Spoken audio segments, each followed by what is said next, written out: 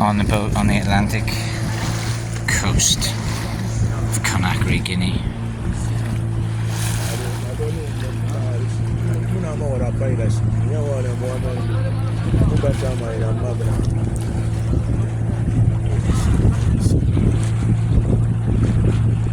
It's the main city behind us. We're heading to the islands here. 3 islands, hat trick. I think we go to Kassa.